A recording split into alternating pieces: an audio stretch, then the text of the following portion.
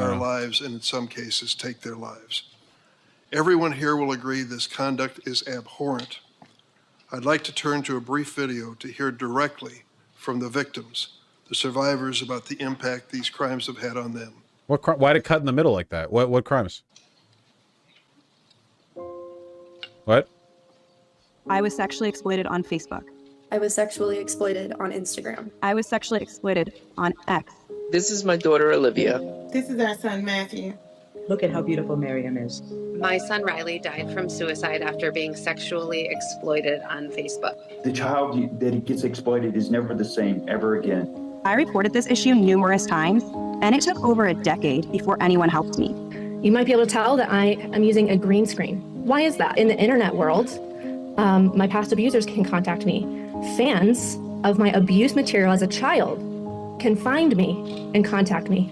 As a 17-year-old child, I had to write a victim impact statement after being extorted for 4 consecutive years. While I was strong enough to resist sending him any more pictures, there were dozens more who were not. We got a phone call to find out that my son was in his room and was suicidal. He was only 13 years old at the time. Him and a friend had been exploited online and trafficked, and my son reached out to Twitter, or now X. His response was, "Thank you." I think the main problem with this is they didn't make the music overbearing and sad enough. They should have gone with that "In the Arms of an Angel" that they did with that stray pet thing. You know, I think this is too light of a touch. For reaching out. We reviewed the content and we did not find a violation of our policies. So no action will be taken at this time. Seriously, don't joke about this. Oh, I'm not joking. Why would you think I'm joking? I'm sorry. Do you think there's something a little inappropriate of having schmaltzy fucking garage band, unlicensed, sad piano music playing over people talking about like being raped as children and having their CP post online? Do you think do you think there's something inappropriate and weird about that, especially when used in the context of a fucking Senate hearing? I don't know. I mean, maybe there is. Online child sexual exploitation is a crisis in America. In 2013, the National Center for Missing and Exploited Children, known as NCMEC, received approximately 1,380 cyber tips per day. By 2023, just 10 years later, the number of cyber tips has risen to 100,000 reports a day. What the fuck? That's 100. What agency could possibly filter through that much information? Jesus Christ. There's no way. It'd be like the Department of Defense level spending to hire the number of people. 1,000 daily reports of child sexual abuse material, also known as CSAM. In recent years, we've also seen an explosion in the so-called financial sextortion, in which a predator uses a fake social media account to trick a minor into sending explicit photos or videos, then threatens to release them unless the victim sends money. In 2021, NCMEC received a total of 139 reports of sextortion, 2021. In 2023, through the end of October alone, this number skyrocketed to more than 22,000. Jesus. A lot of this could also be to greater exposure to the tip line or whatever, but it probably is also a rising prominence thing, you know? Why would there be a rise? Because, okay, this could be like a generational difference thing. When I was in high school, that was like the very beginning of people casually sexting each other, because that was around the time that people started having clamshell phones that could reliably take photos and send them, you know? Like, the technology existed before then, but in terms of like the social and technological availability of doing that kind of stuff, of sexting, that was very much around the time that I was in high school. But now, fucking kids are getting iPads launched at their brains at 50 miles an hour when they're 2 years old, you know? It gives me the feeling that, like, basically every young person is vulnerable in ways that wouldn't have been expected to be the case back when I was in high school, if that makes sense. You know what I mean? Like, I feel like back when I was in high school, the idea of, like, some kind of convoluted sexting nude release thing would have been not impossible at all, just relatively obscure. Or maybe not obscure, maybe that's not the right term. Relatively, it would have been more esoteric. It wouldn't have been less, like, it would have at least come across as less of an issue. But nowadays, yeah, I don't know. The problem is, ultimately, I don't know how much the government can do. The government can do some stuff, but I don't know what exactly the government can do. It feels like a lot of this has to come down to, unfortunately, parental responsibility. I don't know. Maybe just banning kids from social media? But that would really disproportionately negatively affect gay kids because they'd all be like locked in their fucking houses. I don't know. We need to just ban social media? True.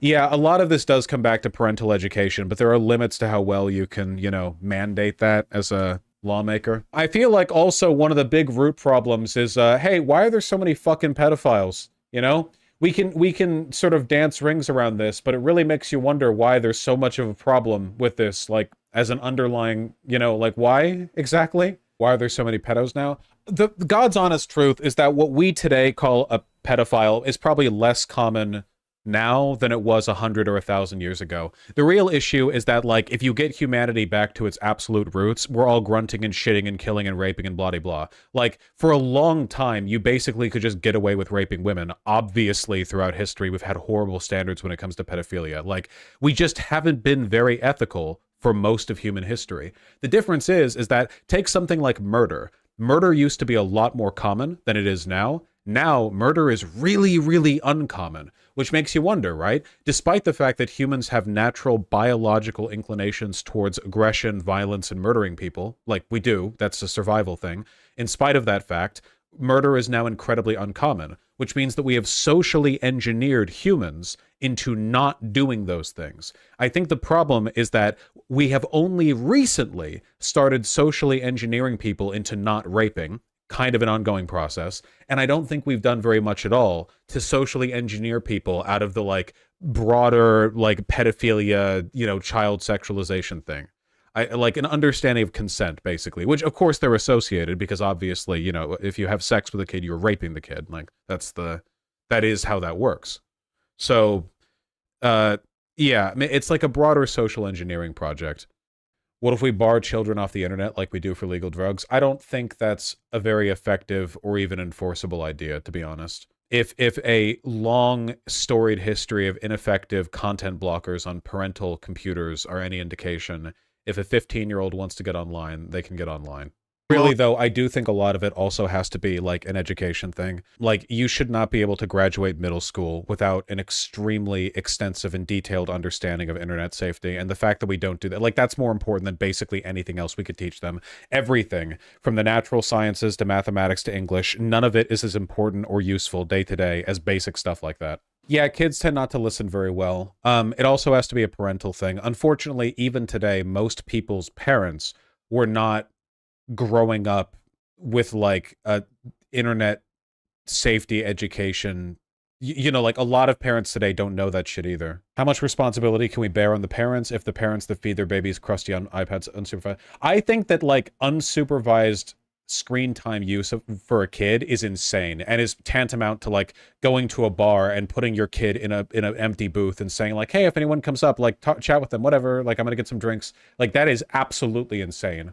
It, like, the difference, it's one thing if it's TV, because, like, TV might be brain rot, I guess. Like, I don't know, kids can watch Sesame Street, I don't know, whatever, sure. But the internet is another thing entirely. It takes exactly 3 seconds with any internet accessible device to be in, like, the deepest shit looking up anything, you know what I mean?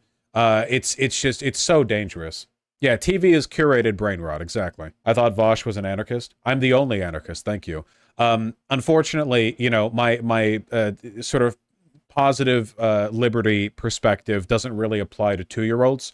2-year-olds get no freedom. I'm sorry, you're dumb babies. You are literally as smart as a cat. And I don't give my cats much, you know, much decision-making power when it comes to when they eat. Or I would not give my cat an iPad, except for when you can find those apps where it makes the flies run across the iPad and they bap at it. I did do that a few times. It's pretty cute. People are so fucking distracted with their own online slutting, they don't watch their kids. You know what I think should get more popular? I think Nintendo loves to do this, and I think it should be way more popular. Make more games where you can have another person pick up a controller and immediately jump in, you know, to, like, assist or be a UI element or something, so that you can play with your kids when they're too dumb to, like, really follow along. You know what I mean? Like, I remember back when I was a kid, for me it was Mario Galaxy, because you could have another Wiimote be picked up and be used to pick up, like, the stars and shoot them. So you would control Mario, but another person would be, like, the turret that would like pick up and shoot the little star bits. And my little brother did that while I was playing, and that was a lot of fun. I feel like stuff, you know, stuff like that. People play games a lot. You can involve the kids.